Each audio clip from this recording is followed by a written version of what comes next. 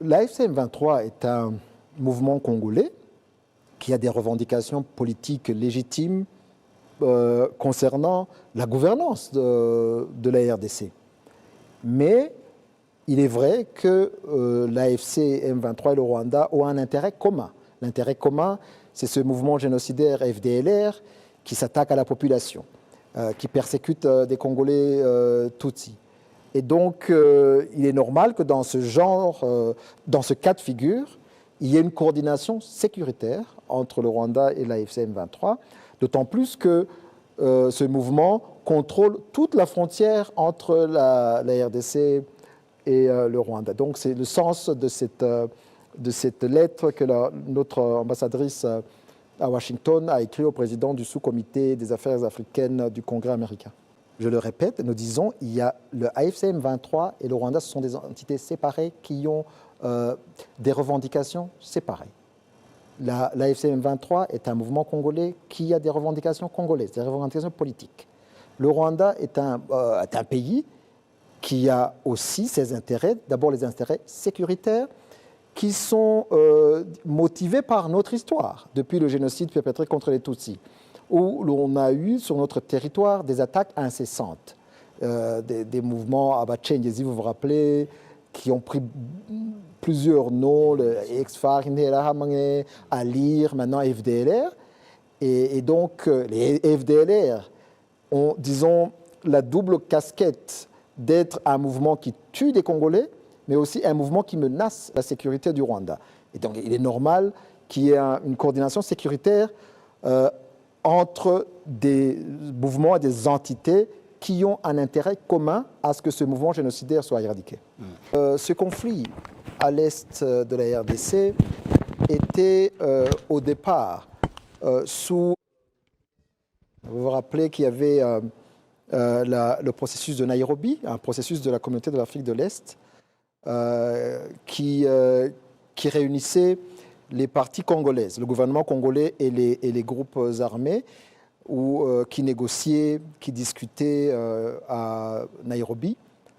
Et il vous souviendra que ce processus de Nairobi n'a pas pu continuer parce que le président Tshisekedi avait exclu le M23 du dialogue politique à Nairobi et qu'il avait aussi, disons, renvoyé la force régionale est-africaine qui avait été déployée comme force de maintien de la paix et durant une période de 6 mois, de mars à septembre 2023.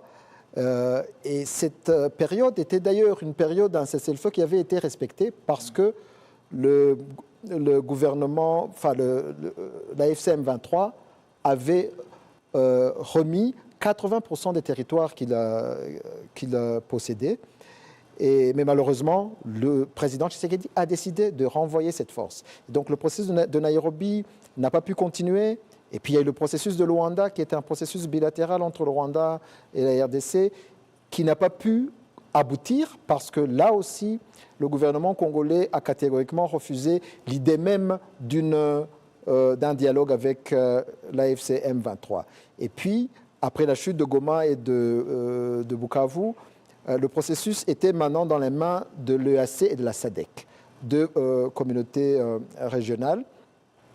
Et puis, après, le président Tshisekedi est allé à Washington, est allé à Doha pour chercher les médiations de ces pays, puisque, contrairement à ce que les gens disent, c'est le président Tshisekedi qui a voulu que ces médiations existent. Nous, le Rwanda, parce qu'on veut la paix, on a participé à toutes ces médiations, à tous ces processus.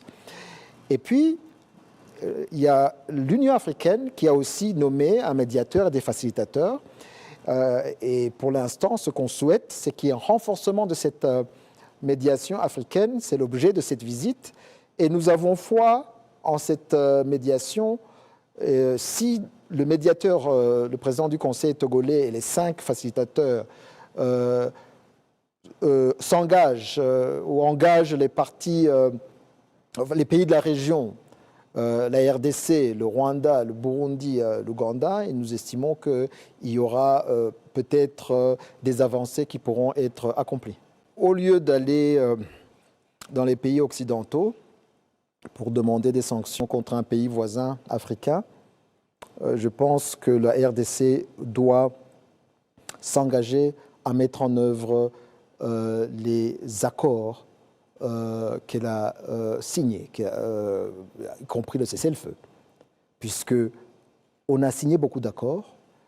Depuis la signature de l'accord de paix de Washington en juin l'année passée, il n'y a pas un jour, il n'y a pas d'attaque aérienne, de drones d'attaque ou d'avions de chasse contre les positions des M23, contre les villages des civils, y compris les villages de Banyamulenge.